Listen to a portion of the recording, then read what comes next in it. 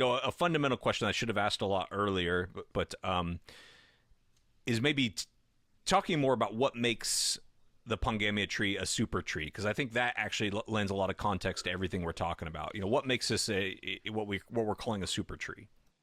Yeah, yeah, it really is. I mean, if you think about, sort of all the dimensions of what you would want from a plant to thrive well in, this the sort of headwinds that we face in agriculture. I'll describe that broadly as climate change, specifically as erratic patterns of moisture and temperature.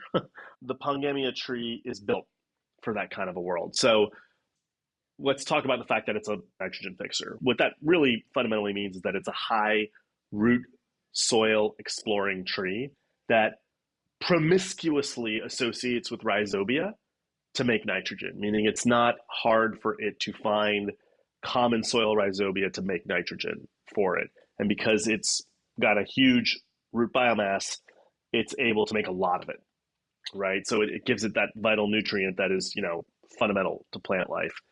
It is adapted to flooding. It's planted around waterways throughout the world, in Mauritius, in Australia, southern China. The Chinese characters and some of the translations in Chinese for Pongamia are semi-mangrove, right? So not quite like a mangrove, but close to. So, for example, even in Florida, when a hurricane blows through, we'll see Pongamia underwater for a week and it'll be alive. A citrus tree would die in like a couple of days. It also tolerates drought.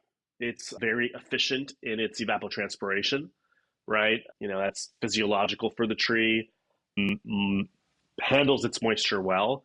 An example of that is Pongamia is actually used as a street tree in Dubai.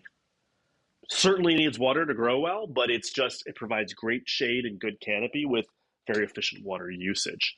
And the last thing is the bitter compounds that I talked about in the beans. They're actually fairly prevalent throughout the whole tree. Even the leaves are bitter, the bark is bitter, and those compounds are antifungal and antimicrobial. So it provides an extra layer of defense against insect predation, against root diseases like Phytophthora.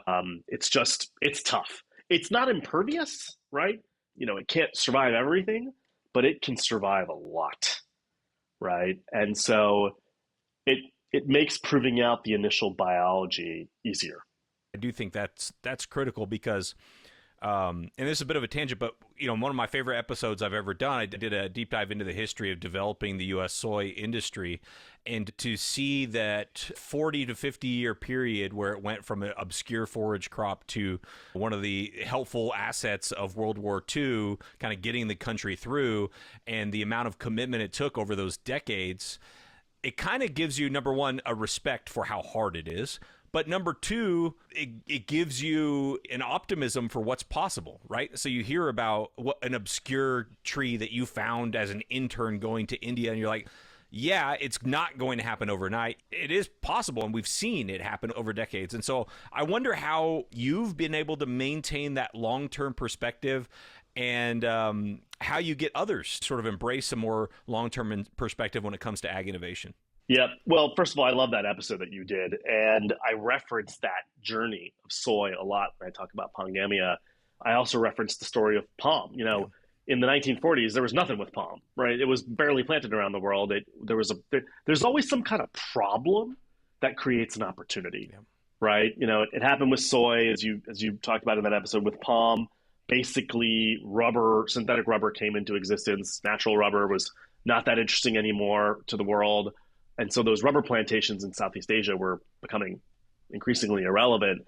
And at the same time, the need for cooking oils, the need for what we now call oleochemicals was rising. Mm-hmm. And so palm just sort of filled this gap, went from zero to in 60 years being the world's largest form of oil, right? And so what's the circumstance for Pongamia? I mean, I think it's a couple of things. It's hard to sort of, maybe 40 years from now, we'll look back and know exactly what the through line was. But I think two things really jump out to me. They're all related to the fact that the production of terrestrial protein and oil is highly concentrated right now in the world. Soy is basically grown in two parts of the world, the US and Brazil. Palm is basically grown in one part of the world, Southeast Asia. And we've got climate change. right? That I think is really going to change the arability of these two crops. And we're already seeing it, but I think it's going to become more dramatic. And I don't know if the technology for soy and palm will keep up with the pace of change of the environment. And the second is perhaps more ominously deglobalization, Yeah. right? I mean, we've already seen just with COVID trade flows for soybeans be fundamentally re-engineered now, right? With a lot more Brazilian soy going to China, right? And I think that is increasingly trade is going to be a weapon that countries are using against each other rather than actually collaborating on. And so I think that opens up an opportunity for Pongamia to become a regionalized supply of oil and protein. So literally regionally climatologically adapted, Yeah. and also regionally, trade adapted. Yeah. Right. And so it's a guess, Tim, that that's going to be the through line to pull Pongamia through. Only time will tell. And by the way, arguably hundreds of billions, if not trillions of dollars are going to have to be spent to fix soy and palm if they're going to work in that new world anyway. Maybe we'll be lucky and get 1% of that cash to try to make Pongamia work. And what is the current yield of a Pongamia orchard, and what is the kind of the projected goal you're shooting for there? Yeah, great question. So we are right now I referenced these iterations of plantings that we do. Right now we have in a given acre, we're actually planting out about 30 varieties, 30 varieties of trees, which is a lot of varieties of trees because we're sort of assessing how that amount of genetic diversity does in that field. And we're getting about 2.5 tons of beans per acre.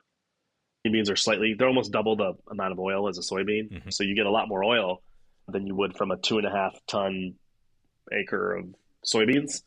Basically, another way of thinking about that is that we're getting as much as the highest yielding soybean acreage in the world, but on land where soybeans can't grow. Mm-hmm. Yeah. Right. And part of the reason why that happens is I like to call Pongamia vertical soy, sort of a play on vertical farming. It's like soybean, but we're actually taking airspace. Yeah. Right. Like we're literally like growing vertically soy. We think our fifth iteration, which is where we're going to actually narrow down the number of varieties we're planting in the field, and we're going to maximize pollination. We think that iteration will get closer to 4 tons of beans per acre. We think the potential, we have varieties that as individuals, when we look at certain parts of our field or certain types of conditions, we have varieties that are doing 6 to 8 tons per acre, which, now you're talking about real game-changing amounts of yield. I mean, I was comparing earlier Pongamia to the best yielding soybean acreage in the world. But if you go out to Africa or India or other parts of the world, soybeans are doing like 0.5 ton an acre, right? So I think this is the thing that you could imagine this would get certain types of investors very excited. Yeah. Right? Because now you're talking about an order of magnitude more yield of beans on land where either soybean grows poorly or doesn't grow at all.